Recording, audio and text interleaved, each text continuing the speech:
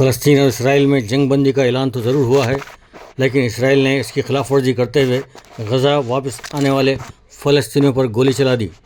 اس طرح سے جنگ بندی کو مستقل نہیں کہا جا سکتا۔ فلسطینی بچے اپنے ہاتھوں، پیروں، چہروں اور پیٹھ پر اپنا نام لکھوا رہے ہیں تاکہ بمباری کے بعد ان کے ٹکڑے جمع کرنے میں آسانی ہو۔ 15,000 سے زائد فلسطینی شہید ہوئے، لیکن اب بھی وہ میدان جنگ میں موجود ہیں۔ ایک بھی فلسطینی غزہ چھوڑ کر جانا نہیں چاہتا، بلکہ لاکھوں اسرائیلی ملک چھوڑ کر فرار ہو رہے ہیں۔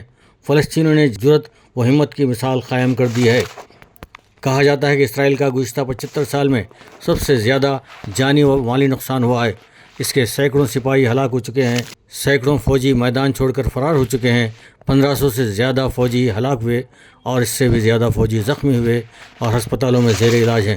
اسرائیل نے غزہ میں 387 ٹینک بھیجے تھے، اس میں صرف 17 ٹینک باقی بچے ہیں۔ 370 ٹینک فوجیوں کے ساتھ تباہ کر دیے گئے۔ ہر ٹینک میں 4 فوجی، اور اگر اس کے پیچھے فوجی دستہ ہو تو اندازہ لگایا جا سکتا ہے کہ کتنے فوجی مارے گئے ہیں۔ اسرائیل کے 240 فوجی اڈے تباہ کر دیے گئے ہیں۔ اسرائیل کے آئرن ڈوم کی ہوا نکل چکی ہے، اب دنیا کا کوئی ملک بھی اسے نہیں خریدے گا۔ دراصل اسرائیل نے اس کی کارکردگی پر جھوٹا پروپیگنڈا کرتے ہوئے دنیا بھر کے ملکوں کو فروخت کر دیا تھا، جبکہ وہ خود اپنے ملک میں راکٹوں کو روک نہ سکا۔ اس جنگ میں روزانہ اسرائیل کو $1.5 ارب کا نقصان ہوا ہے۔ اس کے باوجود اسرائیلی حکمرانوں کی حماقت میں کوئی کمی نہیں آئی۔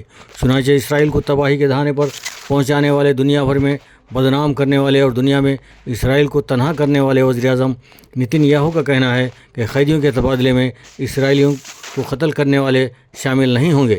اگر اس کے جواب میں حماس نے بھی شرط رکھی کہ فلسطینیوں کو قتل کرنے والوں کو قیدیوں کے تبادلے میں نہیں دیا جائے گا، تو پھر کس کا تبادلہ ہوگا؟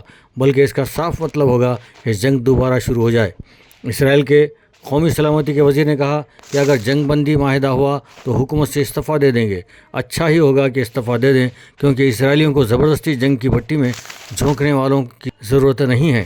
اسرائیلی افواج کی سربراہ نے کہا کہ جنگ بندی وقفہ ختم ہونے کے بعد غزہ پر حملے جاری رہیں گے، یعنی مسلح افواج کے سربراہ بھی اسرائیل کی سلامتی اور عزت خطرے میں ڈالنے تیار ہیں۔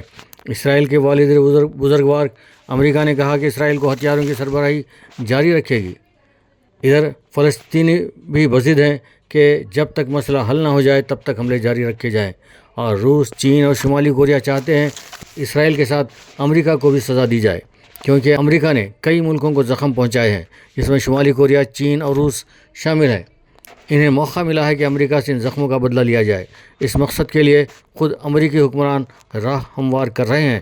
چنانچہ امریکی کانگریس نے اسرائیل اور یوکرین کے لیے مزید عسکری امداد کی منظوری کے لیے درخواست دے دی ہے، یعنی اب ان 2 بکروں کی قربانی یقینی ہے۔ فلسطینی بے پناہ شہادتوں کے باوجود وہ اپنے قدم واپس لینے تیار نہیں ہیں۔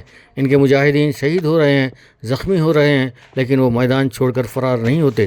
اس کے برعکس اسرائیلی فوج بڑے پیمانے پر میدان چھوڑ کر بھاگ رہی ہے۔ فلسطینیوں کو مجاہدین کی کمی کا سامنا نہیں، کیونکہ فلسطین سے متصل عرب ریاستوں کے مجاہدین روزانہ فلسطینیوں کی مدد کو پہنچ رہے ہیں۔ اس کے برعکس اسرائیل کی فوجی طاقت روز بروز کم ہوتی جا رہی ہے، اور کوئی نئی بھرتی کے امکانات بھی نہیں ہے۔ روس، چین اور شمالی کوریا چاہتے ہیں کہ اسرائیل کی تائید میں امریکی افواج بھی آ جائے، تو پھر امریکہ کو بھی سزا دینے میں آسانی ہوگی۔ مذکورہ تینوں ملک فلسطینیوں کی مسلسل حمایت کر رہے ہیں۔ UN میں چینی سفیر نے اسرائیلی مندوب کی سخت الفاظ میں مذمت کی ہے، اور یہ تینوں ملک مسلسل فلسطینیوں کو ہتھیار سربراہ کرنے کی اطلاعات بھی ہیں۔ ادھر فلسطینی بچے اسرائیلی درندگی اور بمباری کو دیکھتے ہوئے اپنے ہاتھوں، پیروں، چہروں اور پیٹھ پر اپنے نام تحریر کروا رہے ہیں تاکہ بمباری میں شہید ہو جائیں تو ان کی شناخت آسانی سے ہو سکے۔ دنیا فلسطینی بچوں، بوڑھوں، عورتوں کی ہمت دے کر ان کے ہمت و استقلال کی داد دے رہی ہے۔ ان کی بے جگری سے متاثر ہو کر سینکڑوں عیسائیوں نے اسلام قبول کر لیا ہے۔ سینکڑوں عیسائی آج قرآن و حدیث کا مطالعہ کر رہے ہیں۔ وہ اس بات کی تحقیق کر رہے ہیں کہ فلسطینیوں کے چھوٹے چھوٹے بچوں میں یہ بے جگری کہاں سے آئی اور انہیں تربیت کہاں سے ملی۔ اس کا اندازہ لگانے کے لیے وہ اسلامی کتب کا بڑے پیمانے پر مطالعہ کر رہے ہیں۔ ایسا معلوم ہوتا ہے کہ جتنے فلسطینی شہید ہو رہے ہیں، اس سے زیادہ تو اسلام قبول کر رہے ہیں۔